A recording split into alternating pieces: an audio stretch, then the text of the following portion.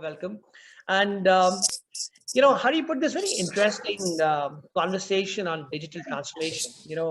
Um, I'm a very naive person. I don't really understand this topic, but it looks like that's more or less become a necessary disruption today. Everybody is talking about this term, digital transformation, and so looks like that it needs to be there to stay relevant in some way or the other. And uh, organizations has largely known its significance well, but this pandemic has probably accelerated the growth or probably taken this to a different level altogether. You know, and so the idea is that how are you really changing your company's digital operations to deliver better value to the customers? That is the biggest question that comes in across. You have been integrating the digital technology into your businesses for ages. What is so fundamentally different with the digital transformation now at this time around? Is it just a catchy word? Is it just a catchy way of saying this, or is it something which is so inevitable that the organizations now working remotely have to really adopt this into their scheme of work? So for our upcoming white paper, which we are now putting together, we thought that let's bring this panel of some outstanding leaders from diversified industries and really talk about this new tech phrase of the year on emerging technologies, digital transformation, and let's help and probably seek all of your help to figure out what are these technologies which are all set to change the game in 21, 22, and in the near future. So let me welcome my panelists today. So we have with us Sujeev Nair. Sujeev is the Global CHRO, Chief Transformation Officer, Board Member at Ramkey Enviro Engineers Limited. He was also the founding member of the founding CEO of Task in Telangana. Over around 3 decades of experience in enabling change, business transformation, governance, communication, leadership development, training in various multinational and government organizations. It will be great to know from Sujeev. He looks after almost like 20,000 people as a headcount at Ramkey, how he has adopted the technology to make the remote working as a mainstream today. So Sujeev, welcome. He's traveling back to Hyderabad. He's at Chennai airport at this moment. So Sujeev, good to have you with us today. Then we have Ashish Ranjan. Ashish is the Chief Digital Officer of National Engineering Industries, NBC Bearings, or CK Birla Group. And, with a background of business and experience in technology, he brings a eclectic blend in digital management, consulting, strategy, technology, and business leadership. And he has previously worked with Vedanta and Wipro in multiple leadership roles as well. And as I mentioned earlier, he has also co-authored a book recently called A Modern Playbook of Digital Transformation. And what could be a better time to bring that book than now?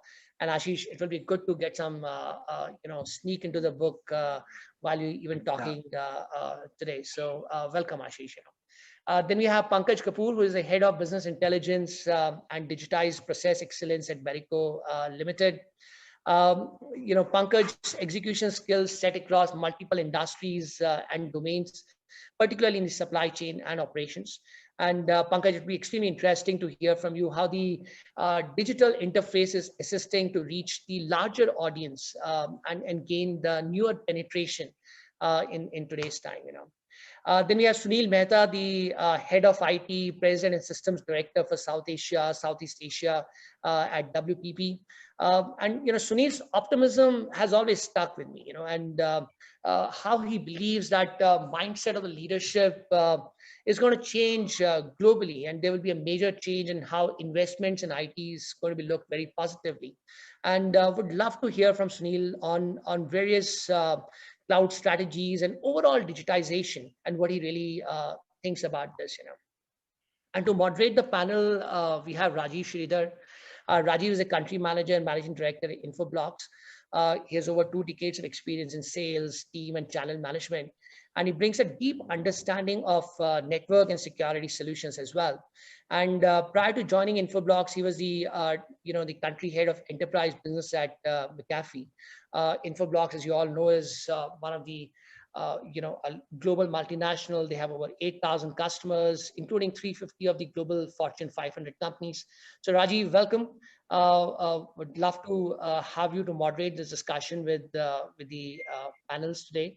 And over to you. And I'll probably take the best seat and listen to this conversation and learn something interesting and come back towards the end.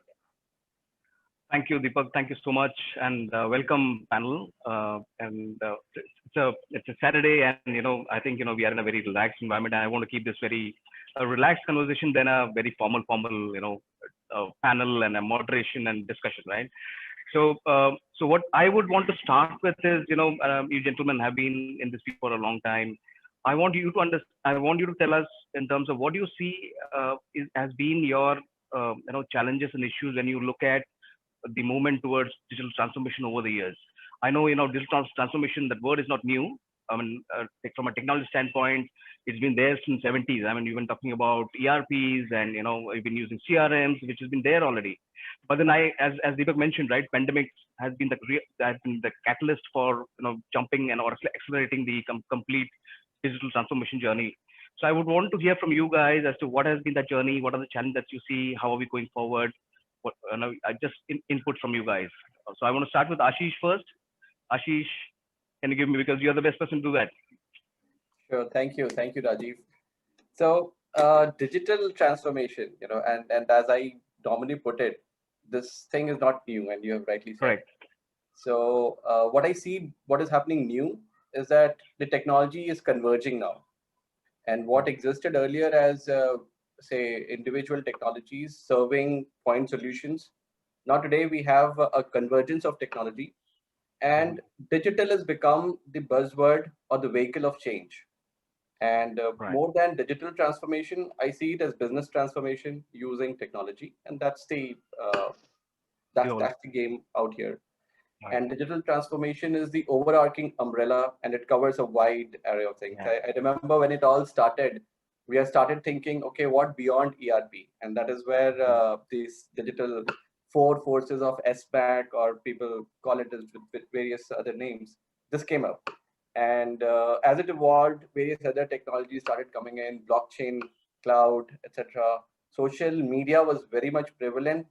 At that time, people were still discovering, and I'm talking about 2010, what to do with it. The days of Orkut and even before that. So now we see the topic itself, navigating the digital maze, and that really stuck, because there is a deluge of technology today, and every day you see some or the other innovation happening, and then you move or you're tended to explore it, to see what it is actually, and then see how you can really jump onto it, the technology part. But at the same time, I see it as say if I'm in business, so the business would be how can I apply technology for the betterment of one business, for the betterment of environment and sustainability, and for an individual per se, if we see it say from here. So the digital transformation per se for tomorrow is adoption of technology for say the betterment of business processes, efficiency. Needless to say, the business models, new business models would emerge. Means how can you think of new ways of doing business? So it's about doing the same things in a different way, in a better way. And I would just like to give example of, for example, there is a demand planning process in any particular organization. And earlier, this demand planning process would have taken ages. And when I talk about, I just give an example of a paper and pulp industry where we had done some work. So paper and pulp, the raw material count, or the raw material is a tree, the vegetation. Yeah. So they used to have manual workforce and counting all this, the vegetation. But with the existence of a new technology, now they are able to do it in few hours with the help of drones and with the lidars and imagery technology. They are able to do it in few hours. So that's how I see the cycle time would shrink, the efficiencies would be brought in, and the business should look at it from that perspective, that how can it really impact my uh, way of doing business and drive in the efficiency. I have to make lives better for the people working here, and I'm sure the topic would also come going forward, that is it going to take away the jobs, or is it going to how do we tackle that part? But yes, it's still far away for a country like India, and we see it as automation. We see it Yeah. automation in the engineering aspect, automation in um, the process aspect, and that's how it would go forward. So digital transformation per se covers an entire gambit of umbrella for me, and it's a big piece, but it's actually business transformation. If we are looking from a business perspective, digital is just the vehicle of change. Thanks, Ashish. That's great. Sunil, you want to comment on the digital transformation journey of yours? So I think I completely concur with what Ashish said, and I remember about 25 years back when we were trying to implement a system. Okay, let me call it a system, not give a term right now. Uh, and and we wanted to change the way we were doing our business actually. Okay, a complete business transformation. So we went back to our chairman and our senior leadership and said, we want to bring in a business transformation. So they said, well, how are you going to do that? We have been so successful. We are the leaders in the market. We are almost 40-50% ahead of the next competitor. And what is it that you need to change now that we have not done? We are a successful company. And that's when we brought in the ERP in those days, the first of its kind in the media industry, in our case, in the world. So in India, we were the first company in the world to implement an ERP. And we actually told them that this is not an ERP as a finance system or this system or that. It is going to change the way we actually transact business. Okay. And there will be a lot of process changes and a lot of business process reengineering, which will require. And we need that kind of a mindset from the top. And we got the support 25 years back from the top leadership, to go ahead and say, yes, we will accept this change and we will change, even if it means reforming, doing whatever it takes, and we do that. And it was a great success story, first of its kind in a very short duration, with no learnings anybody had in the world. That you bring in a telecom implementation of an ERP and you just replicate. There was no such thing, neither at our end, neither with the vendors, neither anywhere. So it we were lucky. I would say we were pretty lucky. But point I'm trying to make is that the business transformation mindset starts from there. As to what you want to change, whether it is you call it digital transformation or transformation or a platform that you choose to transform. So I think platform agnostic way, we started this journey way back, as you rightly said, and Deepak started the context, set the context with ERPs and CRMs, and we followed that route 25 years back, and we started graduating from one to the other. But the big fundamental thing that was very optimistic was the appetite to take a risk to change. Okay, so our leadership and the company per se were ready to take that big plunge and a risk to transform even in good times.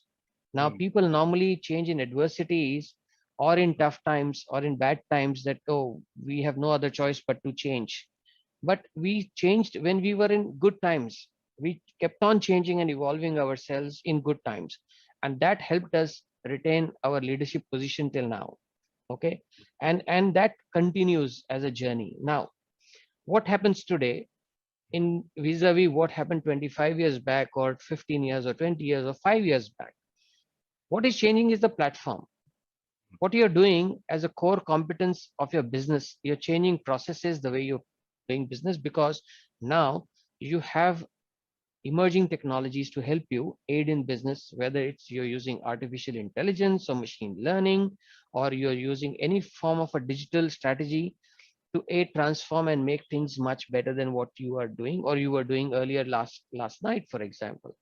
And with the kind of emerging technologies, the kind of technologies which you can implement pretty fast in a short term window, and like a low hanging fruit to showcase like something is great. But if you want to change an entire company's outlook across the globe, then it requires a great strategy and a time frame that you have to go step by step into processes. That becomes a strong base going forward for the entire company at large globally. But if you take in silos, that's what used to happen, that you had 2000 locations doing 2000 different things. Now times are changing with the digital capabilities, platforms being available, cloud strategies being available, those old ERPs or the CRMs now available to the entire globe in one shell, that you can access and do whatever you want. I think that is what is brought the big change, and that is where standardization and collaboration, not only internally, also going and reaching out to clients and making them join your bandwagon to make sure that they benefit, because at the end of the day it's client who matters to us the most. True. And we have to make sure that we have transformation strategies or any strategies that we follow which are going to help the clients take a next leap as well. So that's how it has been the thinking. And we are also a every time learning and evolving. So first it's unlearning, then learning, and then evolving. So that cycle keeps on repeating. But the good thing is that in our entire company worldwide, there is definitely a very strong hunger to learn and do new things, and to make sure that we are investing rightly in all the good technologies. Second, the big disruptor which is going to make a big difference is also going to be security.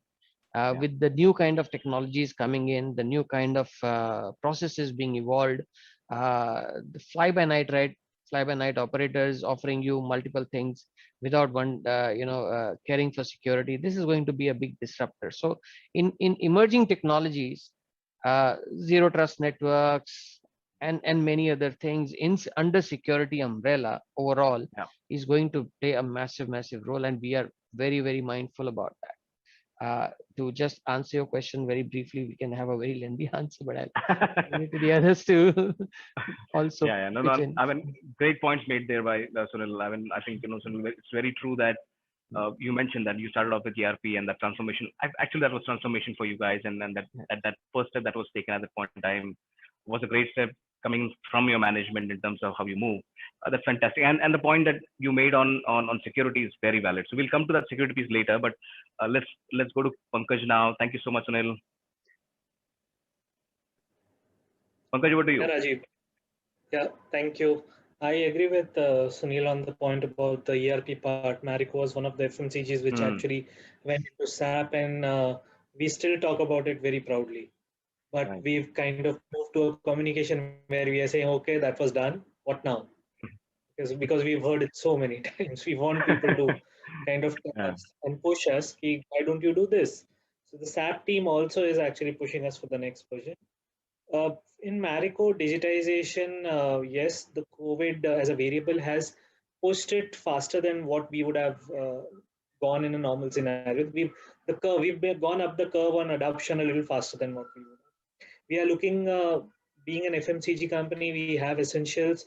We started with the safety part of it, where we wanted to provide the products to our consumers, but keep our team members safe as well. We wanted the product to be safe as well. So the security cameras, the checking, the temperature checks and all that, with the first level of hardware come HMI based interfaces that we deployed. Second element, as Ashish also mentioned, demand planning, supply planning, the norms changed. The material, the norms, the working capital, everything came into play. It became a leaner, meaner system that we were pushing for earlier. It automatically came into play and the fat went off, because anyways the consumers had exhausted the products in the market. Now what we are running with is a much more mature process, process which can absorb a little more uncertainty. But we are putting all those business rules, we are deriving business rules out of the repeatable processes and trying to see where all can we put RPA into play. That's one part. The other element, like we were about to discuss, the jobs part of it, I think this is a new syllabus that is coming. And people who clear the syllabus will enjoy this. People who don't clear will be given something that they are already good at. So at our end also, it may not always be 100% automation or digitization. There will be a proper mix, and we are trying to get that balance right. We need human intelligence because that's the most important ingredient we've got in terms of giving the input to digitize or to maintain that digitization once we've digitized it. So yes, we've got, okay, I normally get roughly 80 to 90 emails for various technologies in my mailbox. Every day I think, have I actually replied to the right email? Or have I given time to the right person? Because my strike rate is pathetic on that. I give the time because I feel guilty for not replying because there are startups, and if we don't encourage startups, then who will? So from that construct, I do give time. I do give them the feedback, but in the end, I feel they've learned more than I wanted to learn from them. So sometimes the balance shifts. But that 10% also where I get to learn in those calls, I get amazed at what all people have actually, converted to a solution and can be utilized here in this environment. The second challenge that we are facing is everybody's picked up a niche area, which is a good thing because they are trying to improve on that area. But then I have to manage 10 vendors for a continuous flow of process. Managing those 10 vendors and stitching those jigsaw pieces together is a pain. I hope something comes up where all of these can talk to each other a little more seamlessly. The APIs get open, people start trusting each other, and we connect these things. Third challenge is the cost element, the ROI part of it. Yes, the benefit is there, but in India, we've got a certain cost where people come into play. And when this software or this solution is way beyond that cost, then you are in a fix. Do you digitize? Do you upskill the team? Or do you do a bit of both? And hence the 100% digitization journey is still a little far away in India, if you were to ask. We are also looking at utilizing these solutions to improve our yield, efficiencies, safeties, planning, cost elements, everything. But we are also trying to look at sustainability from this angle because we are using resources. So if the yield improves, the resources actually being used a little better than how we would have done earlier. So digitization, all I can say, exciting times. I am learning as well. I don't know everything. Open to learning, and my team members also teach me new things every day. So all I can say is exciting times. Looking forward to this. Thanks, Pankaj, and thanks for being so candid about how you are moving around in the digital space from your organizing perspective. Okay, let's move to Sujeev. Sujeev, I know you're in the airport lounge. No problem, no problem. Again, pardon if there is a slight problem in the signal, etc. But I'm just trying to switch between modes. So, Rajiv, I'll share my experience from two perspectives. One, working with the corporates, and second, working with the government. To me, digital transformation is a combination of two stages. One, digitization. Now, when I say digitization, it is taking the analog information, converting everything into 0 and 1, so that the computer can store, process, and transmit info. That's typically the IT terminology. If you look at organizations, even when we are able to convert handwritten notes, typewritten text into digital form, it is also digitization. So in an enterprise context, it's a combination of both paper and analog that happens. On the second perspective, I call this digitalization. Here is where the social interaction is the heart of the process. So when you get people to understand and embrace this, then it is a digitalization. I'll give you a simple example. We banks, right? Earlier, we all used to go to banks, stand in the queue, take the token, look at money. But now everything has come. We can sit on the phone and do it. Same thing from a government perspective. Earlier, if they wanted death certificate, birth certificate, they had to go to the village, panchayat or somewhere physically. And a lot of issues, people will not come back tomorrow. Many governments have introduced what is called the e-Seva portal, the B-Seva portal. There are a lot of these things where the governments have spent a lot of time to minimize a lot of human interface and get everything done digitally. So when change is, the social change is in the heart of a process, that becomes digitalization. So digitization and digitalization together is the core of digital transformation. Right. Great point there, Sujeev. I think, and it comes from you because you have worked in both kind of industries, and you have that input. The experience that you've gone through, and that helps a lot. So coming back to the panel now, so there was one word which Deepak started off with, saying that there's a catalyst that has happened, which is pandemics, and today if you look at that this the same digital transformation is called as cloud journey. So I want to understand from all of you, where are you on your cloud journey from a digital transformation perspective? Let's start with Ashish. The same. So yeah, this the cloud part, yes. So as I see it, and I'm just trying to keep maintain a trend here, how the thought leadership is being put into the market, and the current one is about cloud and AI, two things. And cloud being, I would see that most of the consulting firms are saying that yes, cloud is going to be the future, and one will have to move to it. Now, if I look at the journey of cloud that we have adopted and many other companies, because when I was my previous experiences, there's always a classical thought that my data should remain with me. And with cloud, people still had that doubt that the element of risk exists. And very recent, or whenever you are in a meeting to and wanting to convince the management, the board members that yes, it's time to switch over to cloud, you will hear one or the other cyber attack happening there. And then once again, you go back to the same situation where you were earlier.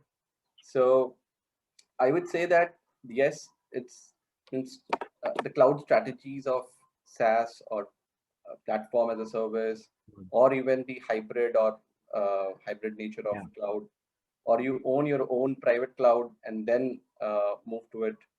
But yes, the way forward will have to be that, given that as we start moving into the operational data space, the data generation will be quite high. And that's the real-time data that we are talking about. As we start capturing the real-time data, either from machines or from point of sales, depending on the industry that you are in, the real-time data generation is going to be high. And that big data, the on-premise infrastructure, it will be hard to sustain or manage by many of the organizations, depending on the size. So for small and medium-term organizations, it definitely makes sense that if you really want to tap into the benefits of cloud, you can do it today. It's easy, just plug in and move ahead. It's easy. We have done a few cloud developments as well, but we have not moved completely to cloud. But we have examples in the industry that companies have moved to cloud as well, Tata Steel being one of those, which talks about moving the entire ERP on cloud. And I'm an ex-Tata Steel person as well, so I know where it is coming from. And the yesteryears, 20 years ago, I've seen that Tata Steel, and the Tata Steel that we see and hear today, it's changed. It's changing as well as we speak, but they are making the change. And with the lighthouse, they have been recently designated as a WEF lighthouse as well. So these are some examples of how to change very fast, and they have done it. They had thought of it some years ago, and they are moving on the path. So Kalinganagar steel plant and even Jamshedpur steel plant now is a lighthouse factory. So as I would see, the cloud part of the cloud journey, organizations will have to move in one way or the other. Many organizations would be there in some or the other way, either as software as a service, or must have taken a private cloud Platform. and then working on the developments there.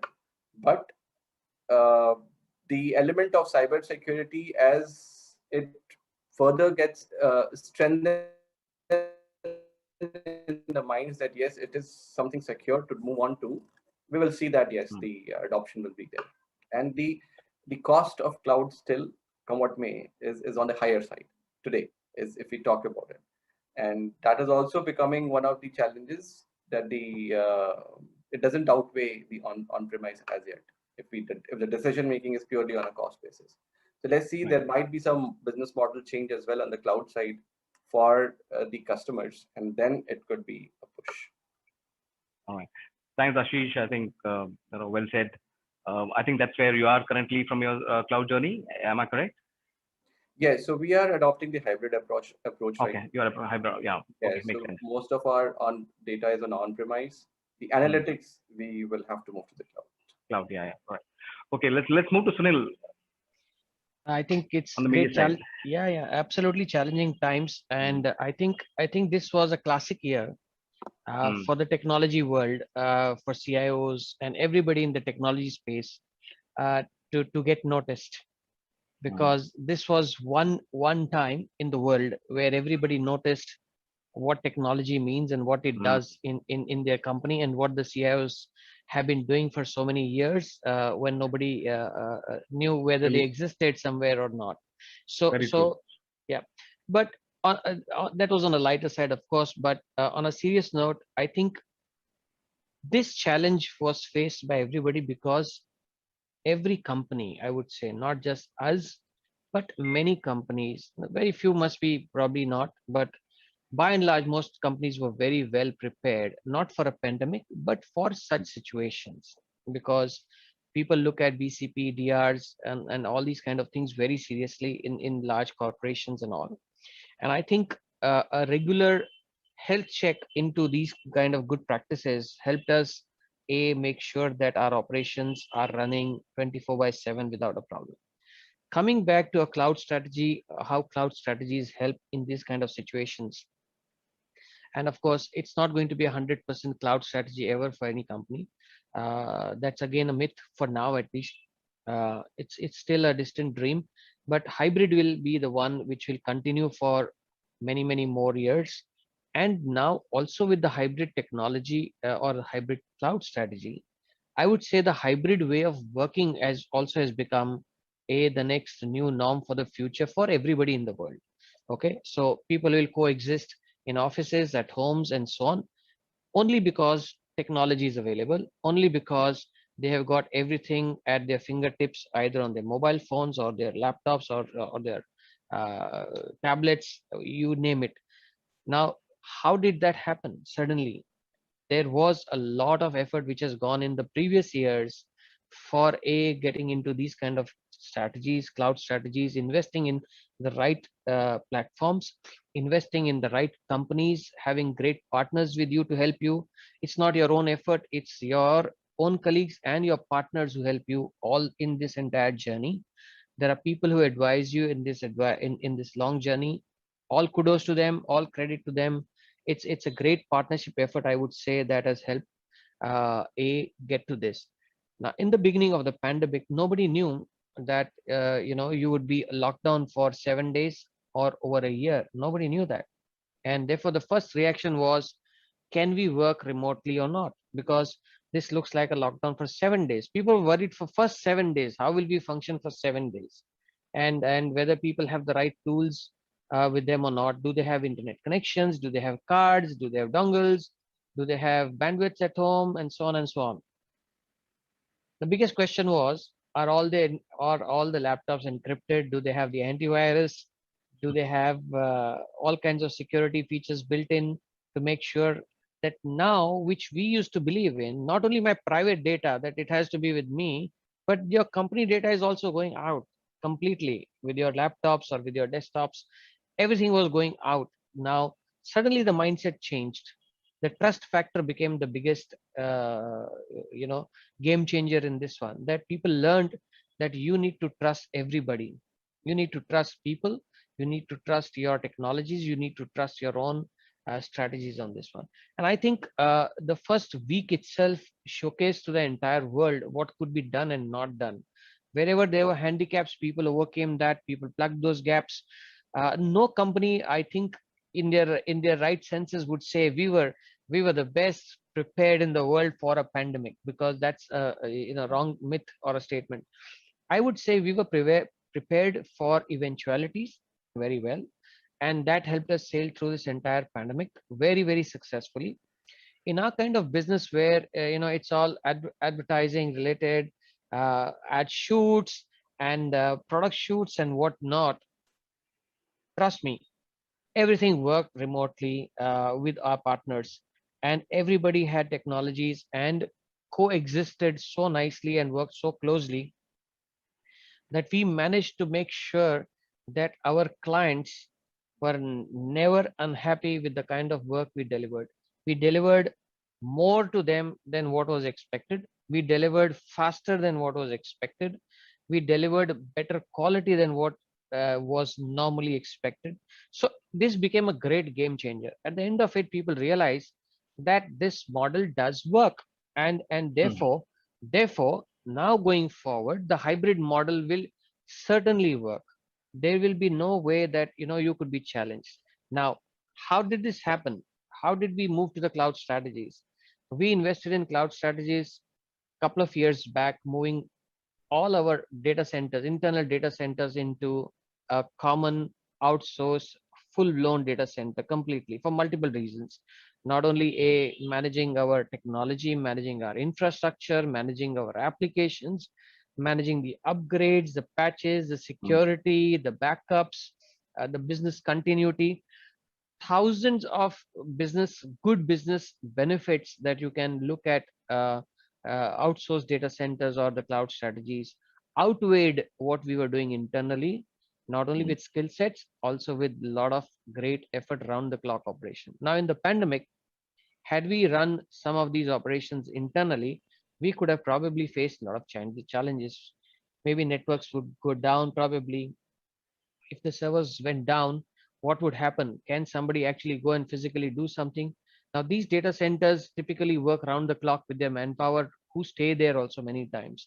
And they were well prepared with that kind of mindsets and that kind of situations as a business.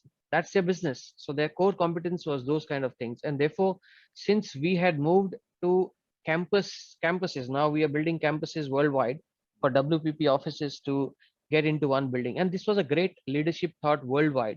And in India also, for example, our country head, WPP country head, our CFO, they were glued so closely to monitor the situation and every day update all the group CEOs, CFOs, HR heads, and everybody. All our applications were in data centers. So nothing went wrong, nothing went down, not even for a minute anywhere. Our operations are still continuing non-stop without any hitch or any issue. Laptops, people, new joinees. We have inducted so many new people in the company. You've never seen each other except for Zoom calls. How to get machines across to them? All those logistics which were difficult in the first few days, first couple of weeks, to get a courier services organized. So I think those kind of things we managed pretty well to get laptops to their homes, to wherever they had gone out of station, where they got stuck. Without, some people traveled, for example, without laptops. They went to the hometowns for a weekend, and suddenly there was a lockdown. They couldn't even come back. No machine, no technology. What do you do then? So those kind of things we handled very well, along with partners, not just us, along with partners. I think that was the background on how the cloud strategies or shifting our entire applications to a third party place helped us in this pandemic very, very successfully. Thank you, Sunil. That was good, some great insights. Pankaj, your thoughts? Yeah, so challenging times call for new strategies as well. So yes, like Ashish mentioned, we are also on hybrid. Hybrid. There is Yeah, it's a continuous evaluation of how much to be on cloud and how much to be on-prem. We've Right. got Google, we've got AWS, we've got everybody coming in and saying, okay, I am better than the other. And yeah, so I mean, that's the story of everybody sends a mail, and how do you say no to someone else has become a challenger. I wish there was some solution there where you say no and the person doesn't feel bad about it. We try to do it the best way to do it. There's nobody wants to hear a no. So comes back and says, okay, why are you saying no to me? So Hmm. that also keeps us on our toes, whether we've evaluated it the right way. So our answers Right. also are changing accordingly. But cloud-wise, yes, our transaction systems, we have evaluated something which we might go in for next year. On the analytics side, I have evaluated certain solutions like BigQuery and Databricks and Snowflake. We are going with one of them as the first step on a data lake approach. Third point, like Ashish also mentioned, the cost is still not so easy to get a yes to. True. Okay. And a couple of years back, we had moved something to one of the elements. I won't name them for the sake of they would have improved and they promised they will. The cost that we had budgeted and the actual cost that came through, uh, there was thunder and lightning from the crowd, from the cloud. Right. So now if somebody comes in for something on cloud, the evaluation is even more stringent. Stringent. Yeah. Why this? Okay, have you checked? Right. So Right. yeah, we've checked, we've got the costing right, but we don't know because there's hot data, there's cold data. The ingestion is a cost, the retrieval is a cost. We are also learning about the technology. There's a trust element. If that trust element kicks on properly, I think that cost element can go for a toss. It may Right. not become a critical or a Critical. significant Yeah. variable. So we are going ahead with that. We've calculated something. We said, okay, we trust you. We'll go with it. Right. After 3 months, if you ask me, I'll have a better answer on that event per se. Right. In terms of keeping the data there, keeping it secure so that nobody else can see it, that's another area that we are working with the experts as well. We are not the expert, but we are Yeah. finding the right set of people to team up with. So for cloud, I think that's our journey so far, very simply put. Okay. Okay. Thanks, Pankaj. Sujeev. Uh, I I'm majorly in agreement with the speakers, right. and I personally believe cloud is the future. I'll give you two of my experiences over the last 10 years. I think everyone alluded to the point that cost, security, and trust are three key factors that help organizations move towards cloud. I'll just give you two experiences. In one of the organizations I was working, there was a huge floods. Our servers that was kept completely subsided. Until then, cloud was a very expensive option. As part of BCP and disaster recovery, in 24 hours we migrated 50% to cloud. That's number one. I mean, this is an experience. Which year was this? I think this was 2002 or 2003. The second big hit is COVID, right? When we had COVID, from an HR point of view, we couldn't stop interviewing, we couldn't stop training, we couldn't stop digital meetings.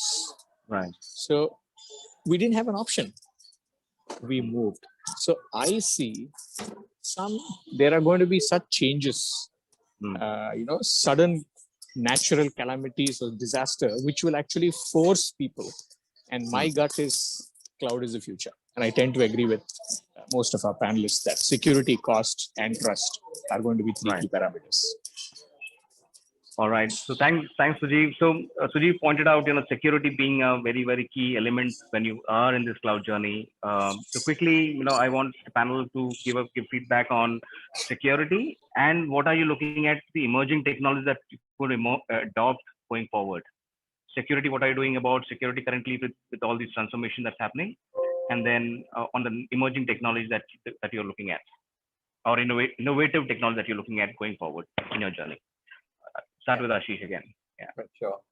So as I see it, any technology, any application that we are considering to get implemented, security is at the core of it. And so cybersecurity is the first thing that we say. It's becoming a hygiene, and we make sure that it follows all the rules. We do have our cybersecurity expert to go through the various tests, and we have made certain rules within the organization that yes, it has to pass through this checklist before we can really take it on. And that's on the security side. Now, how are we doing it, or what's the element on the the security side, that how we are going to deal with it? I believe, see, this is going to be, I would say, as I said, it's hygiene. So there's no compromise out there on the this particular topic. So I think that is where I would rest it. And the way we are dealing with, for example, I'll give you a example of Industry 4.0, where it's typically cybersecurity comes to play even more with the IT OT part, and when you connect the operational technology to the IT side.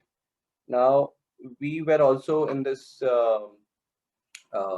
we arrived at this decision point, how to really connect the plant data to the main servers, or should we put it on cloud and then do the, so ultimately we decided to have a on-premise, say, the data collection of the operational data, and then the analytics part is where we want to move to cloud, creating a layer in between so that any direct intervention is avoided, and the firewalls, etc., all take care of any intrusions, if any.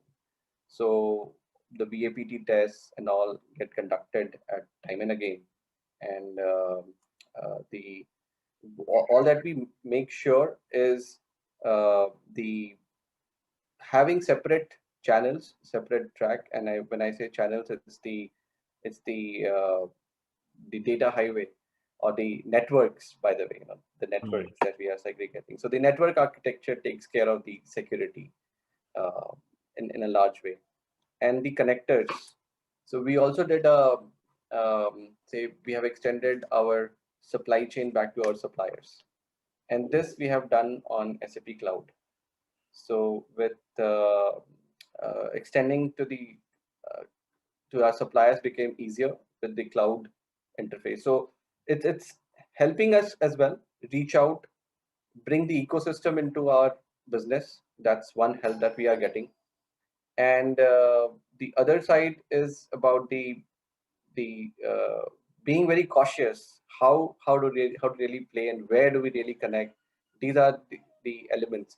So the optimism is baked in with the cautiousness. That's how we are going ahead with the security side. Right, Ashish. So I think Ashish made a very relevant point here on the network, on the network piece here, because today network is becoming borderless, right? So today we are not operating from a traditional data center. As we are moving towards an hybrid environment, as most of all of you said, right? It's more of hybrid environment. Then you have your network border itself is now changing, right? It's not just your traditional DC where you're going to internet through, but now all the work from home, right? People who are connecting from internet directly to your cloud platform.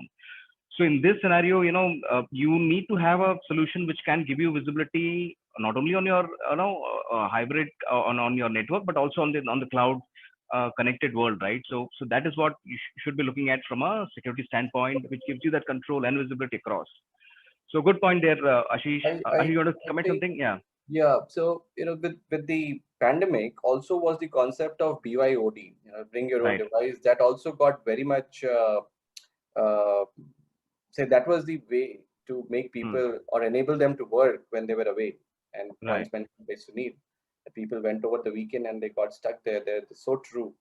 And it was just due to these certain elements of say authorization and access and the two-factor authentication, etc., that we got enabled in a very short while.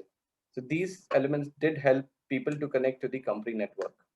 And the VPN, VPN is what we are using currently.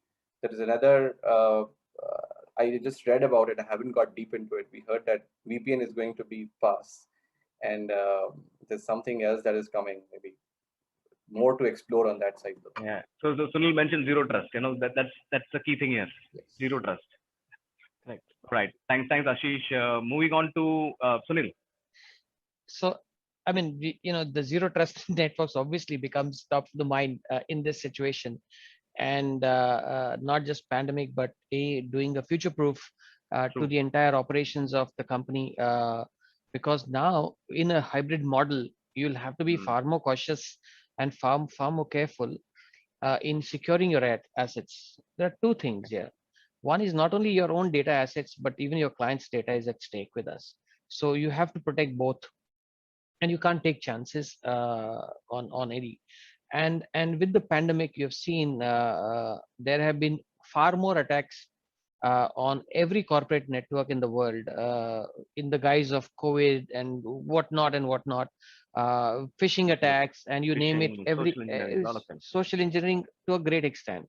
And therefore, education becomes a great thing here, very, very important. Though it's not something new that we are doing, it's not a new technology of education, but the way you educate and make sure that people understand in such times how to be careful, because they are operating from home, where their networks may not be as secure as what the corporate networks are, unless they're using a secure way of accessing it through a VPN or anything else. Yeah. So one has to be so very, very mindful, and the only way is to educate them all the time, not just once, but very frequently. And I think the right investments in this kind of a situation has been an eye opener for everyone in the world, understanding that security under such trying times is very, very crucial.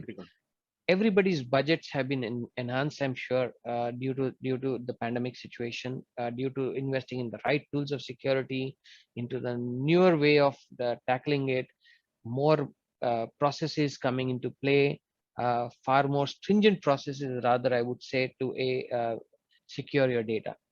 And I think one breach anywhere which can really disrupt not only your entire company's operation, it can disrupt your financials, it can disrupt your reputation, it can disrupt your future businesses with clients. People may not trust you, and therefore you have to be very careful, right from small things to very large things.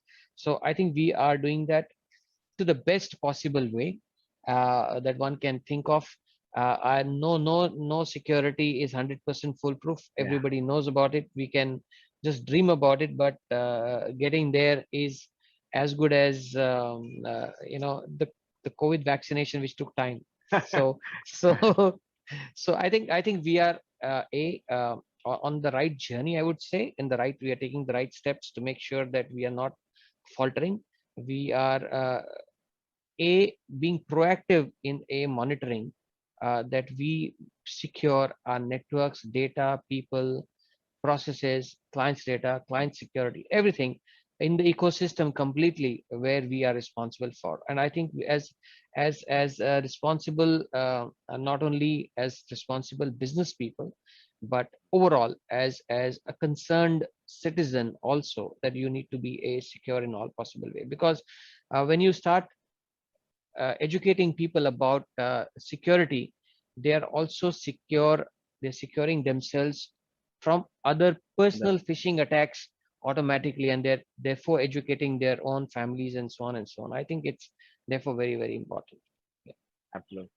Great insight there, Sunil. I think that was very relevant. Over to Pankaj. Yeah, thank you. Very beautifully captured by Sunil actually on that. But I'll just share our elements. One, even before we look at the software solutions, we are actually look at the education bit of it. We are educating everybody what kind of passwords to be put. We are putting it at grassroots level. Trust is one of the values that we live by in our company. It's there right up there on the board that we see every day. So yes, trust, but verify is how we are looking at it. So get the passwords right, please do not give access to certain data. Role-based, profile-based data access is being looked at. Two-factor authentication is being looked at. We've got the Microsoft Authenticator on the phone. So if somebody else is logging in, you will automatically get an alert. Yes, we do owe it to our consumers and customers as well. We have PII relevant data on our websites, from the websites rather, on certain systems. We need to protect them. We need to also ensure that the brand image doesn't get hit. Yes, a lot of people have actually, a lot of companies have said technical glitch, right? I hope we don't get there, but that technical glitch, we know what it is. It's actually a ransomware attack that's come. So if you look at the latest ransomware attacks, also India is the topmost paying, or the topmost impacted and the topmost payer also for those Absolutely. ransomware attacks. Yeah. If somebody needs to actually get an ROI out of this, just look at the baseline that's being paid. I think, yes, everybody's budget has been increased on this security aspect. Day in and day out, there's not been a single day in the last 6 months that I've not seen this topic being discussed and being worked upon in Marico as well. So every day this is being worked with my counterpart, who's the expert here on infra and security. Right. I am a bystander learning as to what are we doing. So I think, you made a very relevant point, ransomware. I think what we have seen is in the year 2022, after Japan, India is the number 2 country where number of ransomware attacks have happened. Number two. And most of these ransomware attacks have happened through the DNS protocol, which is basically the trusted protocol. The data exfiltration it's been happening through that one particular. So anyway, so that just an input. Okay, let's move on to Sujit, please. I'm not an expert in this area, but I can tell you security is absolutely important. And in my interactions with several people over the last 5 years, I feel not many people are fully aware of the security and its technology. Okay. In most of the interactions I've had, we have outsourced. Whenever we had to look at security, we have outsourced it to reputed agencies to do a security audit. And we, based on that expert opinion, we took a decision. The second insight I have is the level of security is actually dependent on the type of process and data that's being managed. For example, if it's just a learning content, a lot of learning content, security level is much lower than for a banking application or sensitive data. So there are levels, and accordingly, the level of security is applied.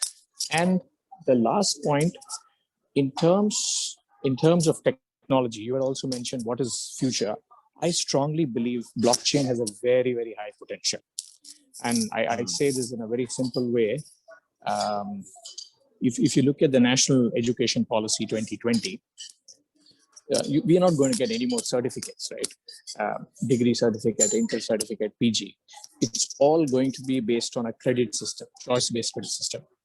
And this is best managed through blockchain. So there are a lot of research and studies going on when there are applications that manage security for a whole large number of people, large number of entities. And I personally feel blockchain is the future. Right. Good point made there, Sujeev. I think, blockchain is going to be critically used going forward, and obviously it will have its own relevance in each of the industries. And we will see a lot of that in financial sector as well. All right. So I think we have got another 8 minutes to go. One quick question, which you can quickly tell me about the emerging technology that you see in your, which you feel that are going to be adopted going forward in your, digital transformation journey. It could be, as cloud we've already spoken about. What are the other ones that you see that, you will be adopting, or the organization or the industry in general is going to adopt? So let me start again, following the order, and right from the class days, since the name starts with A, it's by default. So on this side, I would concur with what Sujeev said.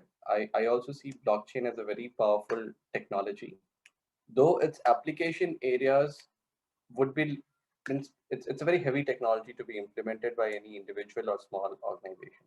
So it would be rather implemented by the government and other authorities, which would then ask the say stakeholders to comply with it. That's how I see that the uses of blockchain can be deeply, say, for the benefit of the business and for the benefit of further transactions.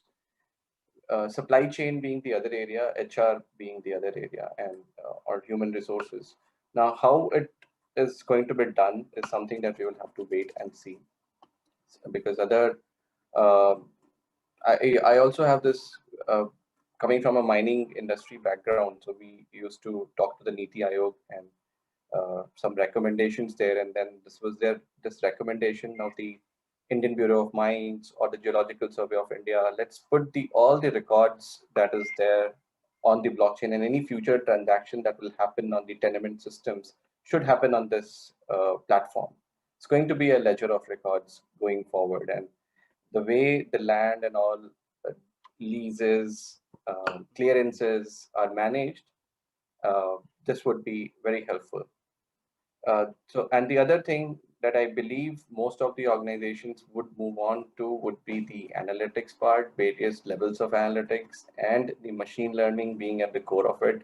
I believe most of the organizations would be developing their own Jarvises, their own Alexas, and that is next 3 to 4 years. All right, good. Thanks, Ashish. I think you said blockchain, ML, AI are the ones that's going to be the future, right? Over to Sunil. I think using AI, ML, and such disruptive technologies, predictive analytics is going to be very, very crucial, and I think it will take a center stage, because you will be able to predict a lot of things for your clients, and you'll be getting dashboards and predictive dashboards to help your own people internally to service your clients much better. I think even in cloud strategy, there'll be dynamic cloud strategies coming up, dynamic clouds coming up, more than just hybrids also. So they will keep evolving as well. So the dynamics will change completely on this one. I would put a lot of bet on, the predictive analytics, and that will give a lot of insights to client journey, client engagement, automation, change management, how to make it big scale. The scaling will be huge. I think you have to just dream big. There are a lot of things happening simultaneously and in parallel. I think the bigger you dream, the bigger you can actually make it, and your risk taking appetite into any technologies and trusting it will be a game changer. Thanks, Sunil. Over to you, Pankaj. I think Ashish and Sunil have kind of covered the gamut of overall. Yeah. Predictive analytics is one of my favorite areas. Data lake, BigQueries, and other elements is what we are looking at. Analytics engine will help us do better in terms of IoT. Anyways, IoT is captured the imagination of everybody, right? Everybody wants to do it. I believe there is something which is around the corner, which will be the perfect cost, the perfect thing to get the data out of the legacy systems and machines that people have already put in. So from my context, these are the 2-3 elements which I agree with everyone on, and looking forward to it. As I said, the next Pankaj will be very nice. Yeah. So Pankaj added IoT to the list, which is great, which is actually right. So you want to say something? IoT is a big thing in any case. Big thing, correct. And it will continue, right up to your homes. I too agree with Pankaj there. And IoT would be wherever you need the data to be extracted, collected. IoT is the entry point, sensors, that, correct. Sujeev, over to you. I would probably share an additive perspective, keeping in mind different industry segments. AI ML for sure is going to be future. Yeah. Very simple example. We go and do medical checks every year. We have separate soft copy. Just imagine if I have last 10 years medical reports of mine. You have a technology. I mean, you take Azure, you take Dr. Watson. It can look at the data and tell you 3 years down the line, you're going to get a heart attack. Your kidney is going to fail. That's the power of AI ML. That AI ML is going to be all pervasive everywhere. Right. Second is going to be mechatronics and automation. I remember in my recent trip in Singapore, in one of the hotels, when I was having my buffet breakfast, it's a robot that made me an omelette. So, a lot of things in the industry, in the manufacturing is going to be robotics and mechatronics. Yeah. And if you look at the teaching and learning sector, AR, VR is a future again. The medium of instruction. I mean, you've seen Byju's, you've seen many of such things that are coming, right? The augmented and virtual reality. I think these are three significant buckets, and we can link them to different industry types. That's it. Perfect. I think that those are also relevant as we will see all these technologies coming forward as well in the future. All right. Thank you so much, gentlemen. So, Deepak, I'm handing over to you now. Deepak and team. Great discussion. I think very good insights in terms of how the industry is moving and what it means to all these gentlemen here as they move forward as well. Over to you, Deepak. No, I think extremely transparent discussion. I've started enjoying these technology leader conversation. I used to always hesitate because I'm a non-tech guy, but I'll tell you, there's so much to learn, and so much of transparency and openness only just gets to one thing, that this is a new phase for all the technology leaders or the leaders who are adopting technology. It's like restarting your work and restarting everything afresh. But I think one thing what Sunil said, I totally agree. It's the work that has been done in the past, and all those amazing partners that you all have worked with. And that is the reason this adaptation of this newer thing, the risk-taking abilities and everything that you're actually doing has been much fast in terms of things. So, gentlemen, thank you very much. I think this was amazing. I could also see Rajiv smiling a lot when you all said that the IT expenditure is only going to increase from here on. That made that's Rajiv true. smile. And so that's interesting. But I think overall, fantastic conversation. Thank you very much for your time, for your Saturday. We're gonna publish a paper out of this and circulate to much wider audience from here. And I look forward to meeting up with you all.